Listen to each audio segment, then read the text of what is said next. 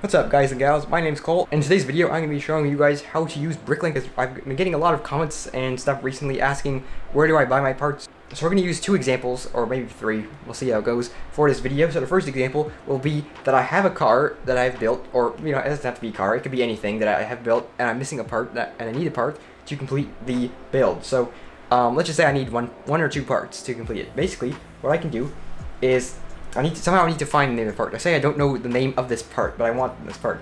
So I can think of a set that this part comes in. That is, if you cannot think of a set that it comes in, just go to the Lego website, find just look through the pictures until you find a set that contains the part in, not the same color you need, but just the same part.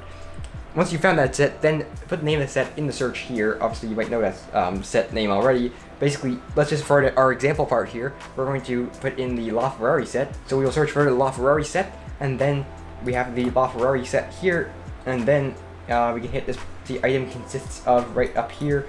Click on 159 parts, and then I can see the parts, and then I can scroll until I find the part I'm looking for, and then right here I have the part that I am looking for, the 2x1 curved slope, or slope curve 2x1 as they call it here. Now that I know what part I need, I can click on this number right here to take me to the part right here. Now, it's taking me to this section called Color Info. So basically all I need to do is under this section that says Lots for Sale, I just have to scroll down and look for a color that I need it in. So we'll just say I need one in red. Click on red right here, and it will take me to the list of all the red 2x1 curved slopes for sale on Bricklink. Now say that because I live in the US, I want to buy from stores within the US to keep shipping costs down. For example, if you live in Australia, you should probably order from a store in Australia. If I live in the US and I order from a store in Japan, it's going to cost a lot to ship it all the way over here. So what I can do is I can only see stores that are in the US. I can hit this more options right here. I can check this box that says seller location USA. I can change this country if I want to. And basically hit search, and now these are all the ones in the USA. Now say I want to buy only new parts, because you can sell used parts on Bricklink, and I don't want to buy like a used part for my model, I want to buy a brand new one. So up here I can select condition, and I can change it to new, and then I can hit search again, and now it shows all the new ones. Now say I want to buy 6 of these curved slopes for my model, and this first seller has 3, then we have 8 and 4. I say I want to only look for ones with a minimum of 6 in stock, and stores with a minimum of 6 of these parts in stock. Up here in minimum quantity, I can put in 6, and then I can search for that, and that only shows me stores that have a minimum of 6 of this part. So this first store has 8, the second store has 66, this store has 30, so there's nothing below 6, which is our minimum. So for example, let's just click on one of these stores, I don't know, just choose one at random. Here's one. Obviously the cheapest price is at the top, and the most expensive one is going to be way down on page 24 here. So let's go with the second store here, and we'll hit view, which will take us to their store, and here's the part for sale at their Bricklink store. Basically I want 6, so I can use this little button here. I can add 6 to the cart, like that. Hit add items to cart, and that puts the items in the cart. Now say I want to buy a couple other parts to go with my model. Once I found one part at one store, often one store will have a lot of other parts that I can just buy from one store and just have to pay for shipping for only one store, which is very good because then you have to pay for like shipping costs for multiple orders. Ideally, if you can just use as few orders as possible, that will be the best thing. That will be cheapest, and that's what you want. So on the side here, we can see we have other parts for sale. And one thing is that this is not a particularly large store. The way you can tell the size of a store is this number right here. This is the number of feedback a store has received. Feedback is like reviews on Amazon in that case, and basically this store has received 229 feedback, which means they've got 229 reviews on their store. Now, some of the biggest stores will have several tens of thousands of feedback. I think the very biggest ones, I can't remember properly, but I think the biggest ones have tens of thousands. The smaller ones, like this guy, have 200. Now, just because a store does not have a lot of feedback does not mean it's a small store, but often the biggest stores have a lot of feedback. That doesn't necessarily mean you want to order from a big store. I've ordered from tons of small stores, and they all, they ship super quick, and they have all the parts I need and all that. But often the stores with the most feedback will be the biggest stores, and they'll have more parts for sale. And typically all sellers on Bricklink are really, if they they miss a part or something like that, and you get, if they send the wrong part by accident, they're typically happy to, you know, do something about it for you. But in case you're worried that the store might not be, like, you know, trustworthy, you can click on this right here, go to feedback, and you can see reviews this store has gotten right here. As you can see, this store appears to have 100% positive feedback, which is very good. So yeah, you can order from this store if this store still exists by the time you're watching this video. And I've been kind of going on there for a bit, so let's move on to, let's say I want to find another part for my model. So we'll go here, we'll look through this list of parts. Let's just say I want to find a tile. So we'll click on tile right here. Now I have the tiles. Here we have a red 1x1 tile with the groove, and we have, it is a new condition. So what we'll do is buy some of these. We'll add 6 to the cart. So now I've selected 6, hit add items to cart, and now it's added those items to the cart. And then I can click view cart right here by hitting this green button, and that is the cart. And then basically I can hit this proceed to checkout, and that will allow me to buy these parts. Now I should mention, I forgot to mention this in the beginning of the video, you will need a Bricklink account, and you will need a PayPal account to order from most stores.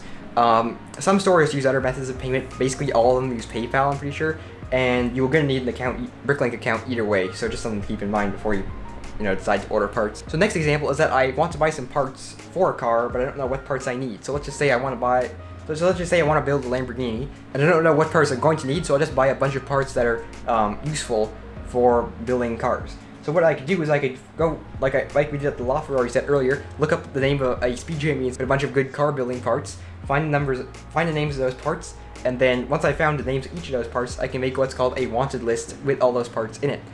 So if we go up to this section right here, it says wanted list, and then basically this is a bunch of wanted lists right here. These are all my wanted lists, and we can create a new list for this example. We will call it the let's call it the red car. Right there for an example.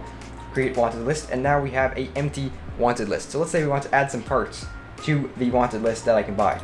So up here I can search for go back to the Ferrari set. And put that in, go here. So now we have the inventory for the Ferrari set. So for example, let's say I want to buy some of these brackets here. So what I can do is click on the number, go to the bracket. Then now let's say I want to add a bracket to a wanted list. I just hit this button right here, add to my wanted list. Click on that. Now I can choose a bunch of stuff here. Now as you can see, these are all my wanted. This is my list of wanted lists on the side, and these hearts means it's already in all of these wanted lists because this is a very common part when it comes to building cars. So I can choose a color. Black in this case. I can choose a condition called new, and we'll change the quantity to say, I don't know, 6 again, or maybe something like, I don't know, like a better example, we'll use 10 because that's often how many you would use in a car. And then we can add it to the red car list, which is way down here. Basically I just click on that red car right here, and that adds them to the red car list. And actually, okay, sorry, I click on red car down here, and then I hit add to wanted list, and that adds it to the wanted list. So now I have that part in the wanted list. I can go back to the Ferrari inventory. I click on another part that I want to add to the wanted list. I click add to my wanted list, and then I click on red car first, and then I can fill in all this, black, new, and I'll get to add to wanted list. And then now my wanted list, if we go back to the wanted list section, we'll have a bunch of parts in it that I want to order. So now I want to buy all these parts in the wanted list. I can just hit this button here, buy all. But before we do that, let's say this bracket, I have not specified the condition. Let's say I want to specify a condition for all of the parts in the wanted list. So what I can do is I can check this box right here, then we'll select these. Then I can hit apply condition. I hit that, and I can change the condition to new with this box that shows up on this. Now they are both in the new condition. And there are other settings here, but I don't really have to bother with those. Now I can hit buy all, this green button. And then what I can do here is that this is another list of all the wanted lists. For example, if I wanted to buy multiple wanted lists at once, if I want to buy multiple models or stuff that I have at once here, I can check some of these boxes, and that would look for the parts for all of these wanted lists, but I don't want to buy all of these wanted lists. So what I will do is unselect these, and just like that. So now, let's say I want to find stores that have the parts in this wanted list. This is how we do that. So basically, we can select stores in the USA, and then, yeah, I think everything here, you can exclude disliked stores. You can dislike a store, but that's not really a big, I don't think I have any disliked stores because most stores are pretty good. Obviously, you want to exclude stores that do not ship to me. So then you hit auto select. When you hit auto select, it will ask you if you want to select stores where the item price is lower than the minimum buy. It's complicated to explain, but just unselect that box. You do not want that. Then you hit start, and it found and it finds the stores with the items in the wanted list. Often it will be more than one store because this is such a small wanted list. It's being able to find it from one store, and so that is where this came in. And so it has found one store that has all the parts I need, so I can create cart, I can order from that store, and I'm good to go. So then for our third example, let's say that I have found a mock on Rebrickable that I want to build. So Rebrickable is where I list my instructions. It's where a lot of people list their instructions for various models. So let's say I found a car that I want to build. We'll just use one of my own mocks, for example. We'll go to the Mazda RX-7, and then we will, and then what I can do to order the parts in this mock is I can scroll down here, I can hit this tab that says buy parts, and then basically I can hit this button that says add parts to Bricklink wanted list, and it will ask me to sign into Bricklink, and then it'll ask me if I want to add it to a new wanted list, and you select new wanted list, and then basically that's it. You just go back to the wanted list, you hit buy all, and then you can buy all the parts, and that's it for ordering a model from Rebrickable, so that's quite handy. Now that I think about it, I have two more examples that I will show you. Let's say you bought instructions for a model from somebody else who's not on Rebrickable.